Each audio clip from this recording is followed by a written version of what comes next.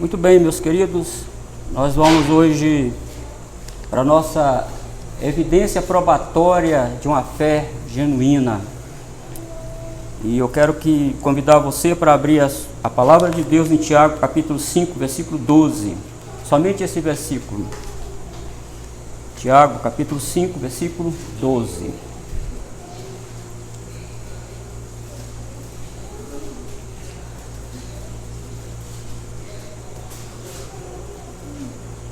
Diz assim a palavra do Senhor: acima de tudo, porém, meus irmãos, não jureis nem pelo céu, nem pela terra, nem por qualquer outro voto.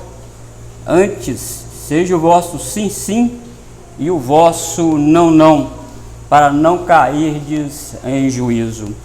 Você que está acompanhando a exposição da palavra de Deus aqui aos domingos, você já percebeu que a preocupação principal de Tiago é mostrar que deve haver e tem que haver uma diferença na vida do cristão com o resto da humanidade. O cristão não pode ter o mesmo comportamento, a mesma atitude que o mundo aí fora tem.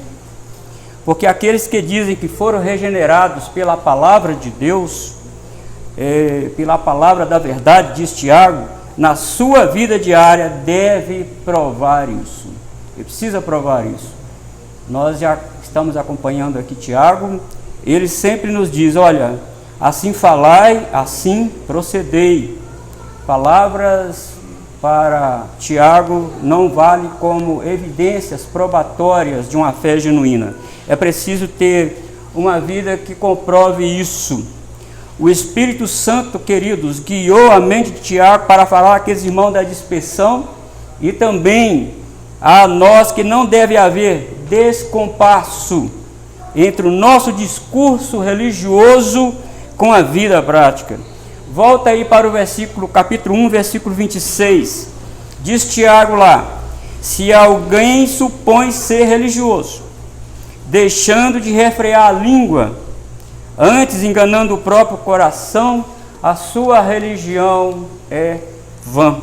Então a vida cristã não pode ser construída em discurso vazio e sem integridade. E no capítulo 2, acompanha comigo de novo, no capítulo 2, versículo 12, ele volta a falar sobre a necessidade do alinhamento entre a fala do cristão com a prática. Falai de tal maneira, e de tal maneira procedei. Falar que foi liberto por Cristo e não dar provas disso é semelhante, queridos irmãos, a um prisioneiro que faz um discurso que está livre, mas ele não se percebeu que ele está agrilhoado atrás das grades. Esse discurso dele não condiz com a realidade. Então, para Tiago, você deve falar, você tem que falar, mas a sua fala não pode ter duplicidade na sua vida. Você precisa provar isso com sua vida. Então, se você já observou aí, então vamos lá para o capítulo 3, versículo 2 e 11. Tiago colocou um capítulo inteiro para falar sobre o problema da língua. E vimos como ele falou com riqueza de detalhes e exemplos práticos sobre a questão do discurso da língua. Seguindo para o capítulo 4, versículo 9. Irmãos, não vos queixeis uns dos outros. E no verso 11, temos de novo a mesma recomendação. Irmãos, não faleis mal uns dos outros. E o nosso texto aponta novamente sobre a necessidade do nosso discurso ser íntegro e ser também honesto. É o que vamos ver agora, a partir de agora. E a nossa tese teológica, Deus exige, preste bem atenção, está aí no quadro, Deus exige honestidade e integridade dos seus filhos. Por duas razões que Deus exige. Esse versículo aqui vai nos dar duas razões porque Deus exige honestidade e integridade. Porque temos o dever de honrar a Deus com as nossas promessas e votos. Temos o dever. Acima de tudo, porém, meus irmãos, ele começa assim: acima de tudo, porém, meus irmãos. Com essa expressão, Tiago coloca como prioridade alta no que ele vem falando até aqui. Ele não diz que o que ele falou anteriormente, o que ele vai falar posteriormente, não é uma prioridade alta, mas ele está dizendo que nós devemos prestar atenção no que ele vai acabar de falar agora no versículo 12. Ou seja, o que eu disse até aqui é muito importante, Tiago está dizendo, mas o que eu vou falar nesse verso é muito importante, você deve atentar para isso. E ele usa uma expressão que os gregos conheciam muito bem. Quando falava lá propanton, todo grego sabia o que era isso, prioridade alta, em primeiro lugar. Então, quando eles ouviram a carta de Tiago, os leitores conheciam muito bem, porque demarca, preste atenção, demarcam a distinção que os filhos de Deus devem ser em relação ao mundo, porque o mundo é constituído de mentiras, queridos.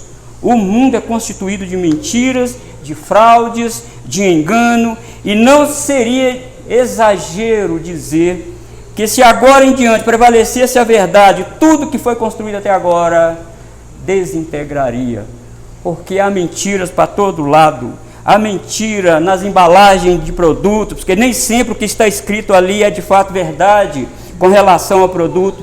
A mentira está nos jornais, está também no mundo empresarial, a mentira está incrustada dentro dos segmentos religiosos, a mentira está presente no pagamento, arrecadação e aplicação de impostos do governo, a mentira está em toda parte no mundo. O mundo é construído e constituído por mentiras. Contudo, Tiago abre esta seção, melhor dizendo, não podemos ser igual ao mundo. Acima de tudo, porém, meus amados irmãos, a igreja de Cristo é completamente diferente desse sistema corrupto e mentiroso que prevalece no mundo. Por uma razão, está lá no capítulo 1, versículo 18, volta para lá, capítulo 1, versículo 18. Pois, segundo o seu querer, ele nos gerou pela palavra da verdade, para que fôssemos como primícia das suas criaturas. Nós não fomos gerados por palavras de mentira, de engodo, de engano, de duplicidade de caráter, de mau comportamento, de um ethos do mundo. Nós fomos gerados pela palavra da verdade. E é por isso que nós não podemos nos coadunar com este mundo tão terrível e mentiroso. Isso porque a palavra da verdade produziu um novo homem, produziu uma nova visão, produziu um novo cântico, produziu um novo status, um novo padrão de vida, um novo comportamento. A palavra da verdade produziu isso dentro de nós. E se aquele que disser que tem essa palavra da verdade dentro dele, precisa demonstrar isso em ato, diz Tiago, com provas. Você precisa mostrar isso com sua vida. Falar e falar não vale. Está lá, irmãos, em Efésios capítulo 4, versículo 25. Por isso, deixando a mentira, fale cada um a verdade com o seu próximo. Agora veja isso, irmãos. Quando Tiago diz, meus irmãos, ele está se identificando com aqueles irmãos também. Ele está falando, olha, eu também preciso me policiar. Porque ele já disse anteriormente, nós já passamos, ele diz que aquele que domina a sua língua é um varão perfeito. Aquele que consegue fazer isso é um varão perfeito. E ele diz que ele já cometeu esse erro de não dominar a sua língua. Então agora volte comigo para a segunda parte do nosso texto. Não jureis, nem pelo céu, nem pela terra, nem por qualquer outro voto. Não faça isso. A palavra jurar tem seu significado raiz como amarrar, no sentido de fortalecer para não se soltar. Vou repetir. A palavra jurar tem seu significado raiz como amarrar, no sentido de fortalecer para não se soltar. No sentido material e forense, pode ser entendido quando um advogado apensa, amarra alguma prova material nos autos do processo para provar a verdade. Nesse caso é porque somente o testemunho ou fala de alguém não são suficientes como prova que validam o fato. Então, quando o advogado apensa alguma foto, alguma prova material, ele está no sentido forense, está jurando que aquilo ali é verdade, ele está provando isso. Por isso que Tiago abriu esta exceção, me desculpe a expressão aqui, irmãos, grega, pro panton de adelphoimu, acima de tudo, porém, irmãos, acima de tudo, em primeiro lugar, meus irmãos, meu querido, diz Tiago, diz o Espírito de Deus para nós, o cristão não precisa recorrer a juramentos para validar o seu discurso, ele não precisa fazer isso. Se a palavra do cristão não é confiável, é porque o seu coração não foi transformado pela palavra da verdade, é porque o que prevalece na sua vida não é o caráter de Cristo, mas o caráter de Adão. E juramentos em si mesmo não têm o poder de mudar a má disposição do coração. Juramento não muda o coração. Outra agravante, aqui diz Tiago, quando ele diz, se alguém usar constantemente o recurso do juramento, é porque a palavra dele não pode ser validada. Os judeus, irmãos, preste atenção, os judeus tinham um sistema de juramentos que ao longo dos séculos fez parte dos seus discursos. E esse sistema de juramento carregado entrou dentro da igreja para a qual Tiago estava escrevendo. Aqueles irmãos tinham uma prática de fazer juramento. Mas isso está lá em Deuteronômio capítulo 6, versículo 13.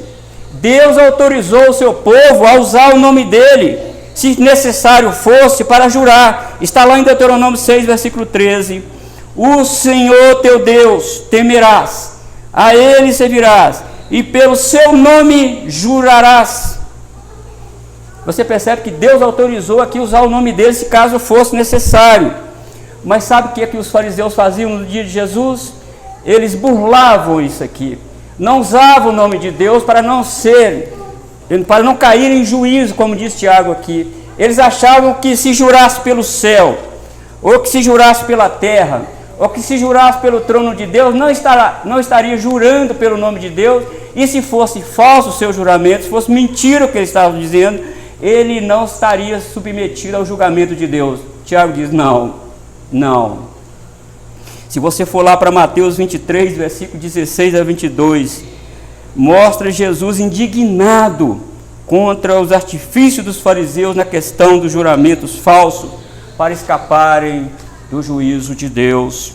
Eles juravam pelo santuário, está lá em Mateus 23, eles juravam pelo santuário, pelo ouro do santuário, juravam pelo altar, eles juravam pela oferta do altar, eles juravam pelo templo, eles juravam pelo trono de Deus, para não tomar o nome de Deus em vão.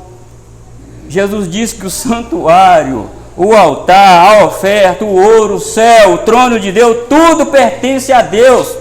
E jurar por qualquer uma dessas coisas é jurar pelo próprio Deus, porque tudo que o homem tocar pertence ao Senhor. Então os artifícios dos judeus em jurar por coisas com medo de jurar no nome de Deus não livraria do castigo decorrente dos seus falsos juramentos. Este é o ensino de Tiago. Você não precisa usar de juramento para validar sua palavra. Você até pode fazer isso em última instância, em última análise, você pode fazer isso. Mas a sua palavra tem que ser creditada, tem que ter crédito naquilo que você faz, naquilo que você fala. O cristão, irmãos, precisa ter a sua palavra confiável aí no mundo. Mas como nós temos crentes, e eu não vou dizer que não tenha pastores em descrédito no mundo dos negócios. Quantas igrejas que sofreram sanções até judiciais, porque determinado pastor deu a palavra que ia pagar e não pagou, e a igreja ficou com o nome sujo. Aqui Tiago diz, cuidado, não precisa usar o nome da igreja, nem usar o nome de Deus, nem o trono de Deus, nem nada que pertence a Deus para validar a sua palavra, se o seu coração não foi transformado pela palavra da verdade. Não adianta isso. Paulo disse, irmãos, que amava tanto os judeus, que ele mesmo desejaria ser anátema e separado de Cristo, para que os judeus pudessem crer em Cristo. E ele faz um juramento em nome de Cristo e do Espírito Santo, que ele estava dizendo a verdade. Se você for lá para Romanos capítulo 9, versículo 1 a 3, vai ver a seguinte declaração. Diz Paulo, digo a verdade em Cristo, não minto. testemunhando comigo no Espírito Santo a minha própria consciência. Tenho grande tristeza e incessante dor no coração, porque eu mesmo desejaria ser anátema, separado de Cristo por amor de meus irmãos, meus compatriotas segundo a carne. Ele fala, o que eu estou falando é verdade. Eu desejaria ser afastado de Cristo, se os judeus crescem em Cristo. E eu pego o nome de Cristo e no Espírito Santo, que eu estou falando a verdade. Pensou nisso, irmão? Isso é compromisso com a verdade. Isso é compromisso com aquilo que ele está falando. Então você viu aí, irmãos, que Deus exige de nós honestidade e integridade. Por quê? Porque temos o dever de honrar a Deus com nossos votos, com nossas promessas e votos. Mas tem outra razão aqui. Porque temos o dever de sempre falar a verdade. Antes seja o vosso sim, sim, e o vosso não, não. As palavras, irmãos, do crente precisam estar carregadas de honestidade, integridade, precisam estar carregadas de verdade. A sua vida deve expressar exatamente o que você diz que ela é. Se aqui na igreja ele diz que é crente em Jesus Cristo, sua vida lá fora deve atestar o que ele fala. Não pode ser sim dentro da igreja e não no mundo. Isso é duplicidade de caráter. Isso é duplicidade na fala, porque fazer o contrário manifesta o estado do coração doente e também irregenerado. As promessas e juramentos fazem da nossa vida, irmãos, fazem parte da nossa vida. Os pastores presbiterianos, por exemplo, no ato de suas ordenações, fazem promessa diante do concílio, da igreja e diante de Deus, que vão pregar com fidelidade a palavra de Deus. Eles fazem esse juramento lá, eles fazem essa promessa lá. E se alguém não estiver pregando com fidelidade a palavra de Deus, está fazendo falso juramento. Ele fez falso juramento. E Tiago diz que não faça isso, porque você vai cair em juízo. Você vai dar de cara com Deus. Você vai dar de cara com aquele com quem você levantou a mão diante do concílio, da igreja de Deus, e diz, prometo pregar fielmente a palavra de Deus, prometo amar a Deus, prometo amar a igreja, prometo cumprir com a minha vocação. Se ele não fizer isso, aquele juramento dele lá foi falso. E tanto ele quanto a igreja sofrerá também prejuízos. E os pais, irmãos, quando trazem seus filhos ao batismo, eles prometem diante de Deus, dizendo, você promete ler a Bíblia com seu filho? Sim. Você promete orar com ele? Prometo, sim. Você promete trazer ele para a igreja? Os pais dizem, sim. Mas às vezes, a vida toda é carregada de um não. Ele não fez isso. Ele não faz isso. E no final da vida, ou no decorrer da vida, sabe o que vai acontecer? Vai haver um juízo de Deus, por quebra desse juramento, por quebra dessa promessa, por quebra desse voto que foi feito diante de Deus e também diante da igreja. É aqui, irmãos, que Tiago está dizendo, se você falou sim, a sua vida tem que ser sim. Se você falou não, a sua vida tem que ser sim, tem que ser não. Irmãos, devemos falar sim quando as verdades dos fatos assim o exigir, mesmo que essa confirmação nos acarrete algum prejuízo. Quantos cristãos morreram nos primeiros séculos da era cristã porque disseram sim, que Jesus é o Senhor? Eles morreram. Você confirma que Jesus é o Senhor diante de César? Confirmo. E eles morreram. Mas por outro lado, irmãos, quantos crentes que disseram não, Jesus não é Senhor, César é o Senhor, e ficaram vivos. Eles acharam que ficaram vivos, mas morreram. E quando nós olhamos, irmãos, para Daniel, ele disse não ao chefe da cozinha de Nabucodonosor, que aquele tipo de alimento não iria fazer parte da sua dieta. Olha, ele era um cativo, ele não tinha vontade própria lá no rei da Babilônia, mas ele disse não, eu não vou comer esse alimento aspenaz, não faz parte da minha dieta. É preciso, irmão, ter um coração regenerado, para fazer isso, para dizer não ao império mais poderoso da terra. E nós vimos outro, Sadraque, Mesaque e Abednego. Eles disseram: não, nós não vamos adorar essa estátua ao rei. Nós adoramos ao Deus único e verdadeiro, nós não vamos adorar essa estátua. Mas você sabe que não adorar essa estátua vai levar você para uma fornalha aquecida 7 vezes. Isso não está em conta, rei. Se o Senhor quiser, Ele nos livrará. Mas é não. Seja a vossa palavra sim, sim, não, não. Olha, isso é para nós pensarmos, irmão, neste mundo dos negócios, este mundo do jeitinho, como os judeus pensavam que estavam dando um jeitinho. Nós vamos jurar pelo céu, nós vamos jurar pelo altar, nós vamos jurar pela oferta do altar, nós vamos jurar pelo santuário, nós vamos jurar pelo trono de Deus, mas usar o nome de Deus nós não vamos, para nós não cairmos em juízo. Mas aí Jesus diz: hipócrita, ai de vocês. Você não está vendo que jurar pelo altar está jurando pela oferta também? Hipócrita. Você não está percebendo isso? Que jurar pelo trono de Deus também está jurando pelo próprio Deus. Você está em juízo. E quantas pessoas, irmãos, neste mundo é tão corrupto, tão envolvido em falcatrua, em conluios. Quantas pessoas estão envolvidas nisso e vivem uma vida lá fora, dentro das empresas, como que nem crente fosse. Vive um não lá no mundo e um sim aqui na igreja. O Espírito de Deus nessa noite nos chama a atenção para não termos duplicidade no nosso caráter. Não podemos ter aqui, vamos dizer, um jeito brasileiro de dizer, não podemos ter duas caras. Nós somos crentes na igreja, somos crentes lá no mundo também.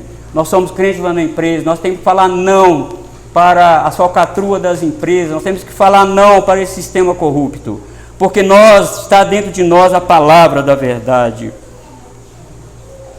No momento de paz, irmãos, e bonança, praticamente todos nós dizemos que amamos a Deus, que iremos servi-lo de todo o nosso coração. Mas quando estivermos diante de uma fornalha aquecida 7 vezes, como nos comportaremos? Falaremos sim a Jesus, ou sim a Nabucodonosor, ou sim a Babilônia de hoje? Como nós vamos nos comportar? Diremos sim para Deus e não para o mundo, ou teremos duplicidade na fala e no comportamento? Olha, não perca o ponto aqui de Tiago, porque ele propõe mostrar em toda a sua carta a diferença entre aquele que diz ter fé salvadora, aquele que diz ter a fé genuína, com aquele que diz somente que tem, mas não mostra isso que tem. Mas na verdade, ele mostra ao contrário, seu comportamento, seu caráter, seu ethos, a sua vida, mostra completamente ao contrário daquilo que ele diz que é. Tiago diz que quem faz isso vai cair em juízo, porque não são cristãos genuinamente. Porque eles falam que são cristãos, mas não são cristãos de fato e de verdade. E serão julgados conforme verdadeiramente são. Antes, irmãos, de habitarmos o novo céu e a nova terra, o novo céu e a nova terra precisa habitar dentro de nós. Este novo mundo, esse novo estado de coisas, esse novo caráter de Jesus precisa estar impresso em nossa vida. Nós precisamos dizer isso para o mundo precisa ver isso em nossa vida, porque senão, irmãos, a nossa palavra ora é sim, ora é não, baseado nas circunstâncias que nos sobrevierem. Mas aquele que tem a palavra de Deus gerada dentro dele, aquele que foi gerado pela palavra da verdade, irmãos, ele tem o dever de viver uma vida honesta e íntegra diante de Deus neste mundo. Eu queria fazer 2 aplicações aqui rapidamente para nós, irmãos. Depois de tudo isso, há esperança, queridos irmãos, para aqueles que ainda vivem uma vida de fraude, onde suas palavras estão em descompasso com seu caráter? Há esperança. A boa notícia do Evangelho que é exatamente isso. Jesus veio para os doentes e não para os sãos. Seu poder gracioso é capaz de transformar e consertar desvios de caráter. Aproveite e se aproxime de Deus confiando inteiramente nele. Hoje é o dia aceitável para você buscar a misericórdia de Deus. Não deixe o tempo passar. Diz Tiago, o juiz está à porta. Seja honesto com Deus, enlistar para Ele os seus pecados. Seja honesto com Deus de falar para Ele. Seja honesto com Deus e humilhe-se diante de Deus e peça ao Senhor que te ajude, que te liberte, porque a Escritura já declara: aquele que confessa e deixa alcança misericórdia.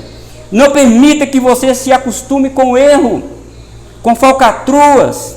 Não permita viver em meias verdades, com engodo e mentiras. Pecado é sempre pecado e merece a justa punição de Deus. Certo pregador já disse: ou você mata o pecado dentro de você, ou ele te matará. Assume isso diante de Deus e peça ajuda. Ó Deus, me ajude. Eu tenho vivido uma duplicidade de caráter, Senhor. Às vezes, na hora que eu preciso dizer que eu sou cristão, eu tenho vergonha de dizer. Às vezes, até a minha vida não diz que eu sou cristão. Tenha misericórdia de mim, me ajude, Senhor. O Evangelho de Cristo, irmão, produz esperança e não desespero. Porque as outras religiões dizem para você se limpar e somente depois se apresentar ao seu Deus. Mas o Evangelho assume a responsabilidade de te limpar pelo poder renovador da palavra de Deus. E o próprio Cristo limpa a sua videira, ele diz: eu limpo a minha videira. A única coisa que você tem que fazer é assumir suas sujidades e se apresentar ao Senhor com humildade, dizendo: Senhor, como diz aquele leproso, ele prostrou diante de Jesus, agoniado, triste, moribundo, tenso, rechaçado pela sociedade, desprezado pela sua família, e ele se ajoelhou diante de Jesus e diz: Senhor, se tu queres, podes purificar-me. E sabe o que Jesus disse para ele? Quero ser limpo.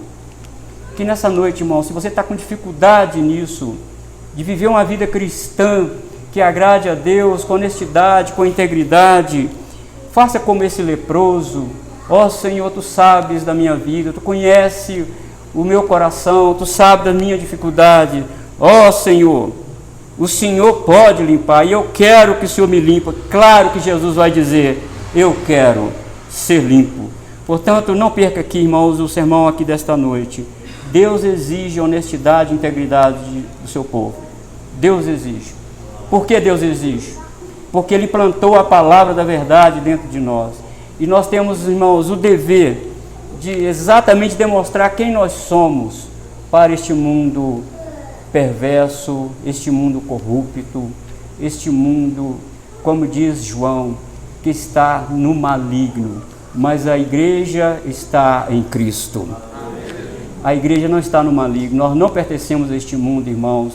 E é por isso que Tiago diz: olha, não use juramentos levianos para encobrir o seu pecado. Seja a sua palavra sim, sim e não, não. Seja honesto com você mesmo, seja honesto com sua vida. E aqui o Espírito de Deus fala conosco: olha, peça ajuda ao Senhor e com certeza o Senhor te ajudará. Vamos ficar de pé, irmãos, vamos